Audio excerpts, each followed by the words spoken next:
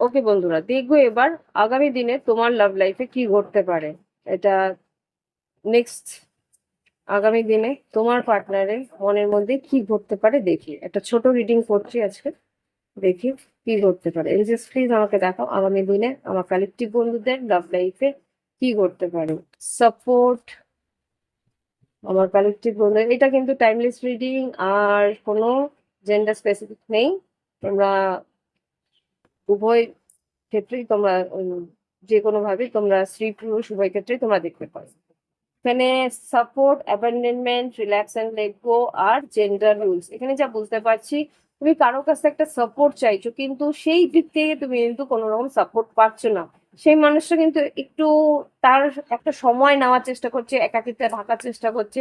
সেই মানুষটা কিন্তু নিজের মধ্যে থাকার চেষ্টা করছে। এটা কিন্তু তুমি ভুল ভাবছো যে সেই মানুষটা তোমাকে ইগো দেখাচ্ছে। এখানে কিন্তু ইগোর কোনো ব্যাপার না। সেই মানুষটার ভিতরেই একটা আহ, একটা অস্থিরতা আছে। এটা স্পিরিচুয়াল, একটা আধ্যাত্মিক বলতে পারো, নিজের ভিতরে একটা জাগরণের জন্য কিন্তু সেই মানুষটা তোমার কাছ থেকে একটু দূরত্ব নিয়েছে। হ্যাঁ, you are worthy of love. এখানে কিন্তু তোমার জন্য যেই সাজেশনটা এখানে আসছে, এখানে তোমাকে বলছে তুমি নিজেকে ভালোবাসার চেষ্টা করো, অন্যের জন্য কিন্তু অপেক্ষা করো না। এক্সপ্রেস ইওর লাভ। তোমার যদি মনে হয় সেই মানুষটাকে তোমার ভালোবাসা এক্সপ্রেস করা উচিত, সেটা গিয়ে তুমি করো। তাতে কিন্তু সেই মানুষটারও একটু বুঝতে সুবিধা হবে যে তুমি কতটাকে পছন্দ করো বা তুমি কতটা ওকে ভালোবাসো। ওকে।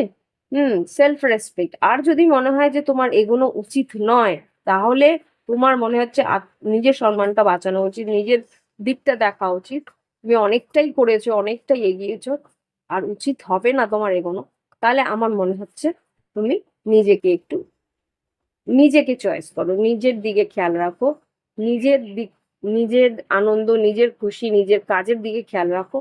যদি এই কানেকশনটা তার জন্যে প্রয়োজনীয় থাকে, তাহলে আমার মনে হয় সে নিজের থেকেই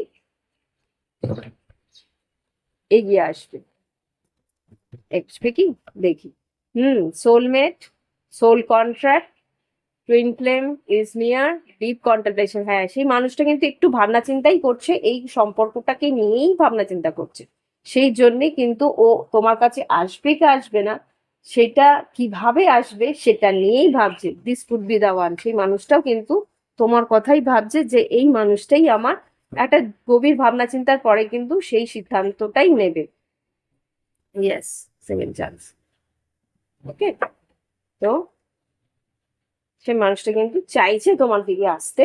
এটা তোমার পার্টনারের গভীর মনের গভীর কথা। ওকে। এবার দেখি তোমার পার্টনার কি বলতে চাইছে, দেখি। ইয়েস, এখন কিন্তু একটা স্থিরতার মধ্যে আছে, ওর নিজের মনটাকে বোঝার চেষ্টা করছে, হতে পারে মীন রাশি। কিন্তু এই সম্পর্কের একটা স্থিরতাও চায়। এ ফোর অফ ওয়ান্স কম, এই সম্পর্কটাকে নিয়ে কিন্তু এগোতেও চাই। থ্রি অফ কাপস আছে, four of wands, three of wands. আর এখানে দেখো, আচ্ছা, এক সেকেন্ড। ও না, এই কার্ডস কয়েকটা খালি রিভার্স এসছে না, তখন এটা ঘুরিয়ে রেখেছিলাম। আচ্ছা, যাই হোক, আমি তো রিভার্সাল এমনিও পড়ি না, সবগুলোই তো ঠিক আছে। এখানে যেটা দেখছি, ফুল তোমাকে কিন্তু একটা রিক্সও নেবে তোমার দিকে, কিন্তু সময় লাগবে। কেন বলছি? ডিপ কন্টেমপ্লেশন। ও কিন্তু মীন রাশি হয়ে থাকলে কিন্তু ওকে ভাবনা চিন্তা করার জন্য একটু তোমায় সময় দিতেই হবে। হ্যাঁ, কেননা অতীতে কিছু একটা পরিস্থিতি ওর জীবনে এসছিল যেটা আর কি তাকে প্রচুর কষ্ট দিয়েছে। সেই কারণেই কিন্তু ও এগিয়ে এসে তোমার সঙ্গে যে আবার সম্পর্ক, বা এগিয়ে এসে এই হতে পারে এটা নতুন সম্পর্ক তার কাছে। তো সেই সম্পর্কের মধ্যে এগোতে একটুখানি তাকে সেই বিশ্বাসটা অর্জন করার সময়টুকু তোমায় দিতে হবে। ওকে। এতটুকু আমি বুঝতে পারছি এই কার্ডের মাধ্যমে। তো দেখি কি বলতে চায় তোমার পার্টনার। মনের কি কথা আছে এখন বলতে চাই।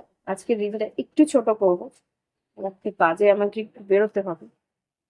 প্লিজ আমাকে দেখো কি বলতে চাইছে।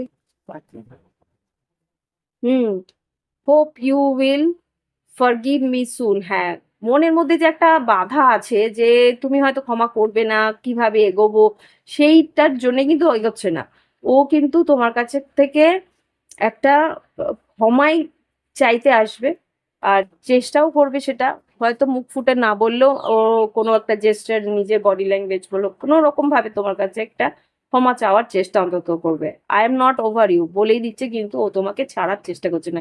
রিস্ক কিন্তু ও নেবে। It was my fault but I I still blame you. তো ওর ভুল আছে সেটাও বুঝতে পেরেছে, তাই জন্য কিন্তু তোমার কাছে ক্ষমা চাইছে। ওকে, বটম অফ দ্য ডেক থেকে আসছে I am trying to improve myself. ওই যে এতটা টাইম নিচ্ছে জাস্ট নিজেকে ইমপ্রুভ করার জন্যই টাইম নিচ্ছে। তো চেষ্টা অন্তত করেছিল তোমার কাছ থেকে সরে যাওয়া। It was really hard to let you go. তোমার কাছ থেকে সরে যাওয়ার একটা চেষ্টা অন্তত করেছিল, কিন্তু পারেনি। I still feel the same for you.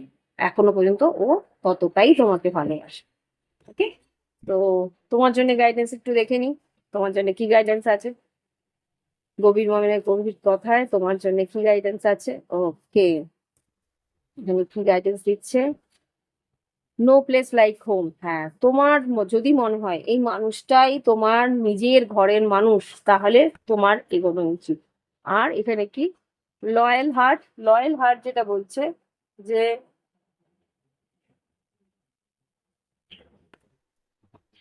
আর এখানে যেটা দেখতে পাচ্ছি, তোমার প্রতি যদি সেই মানুষটার আকর্ষণ নাই থাকতো তাহলে কিন্তু ফিরে আসতো না।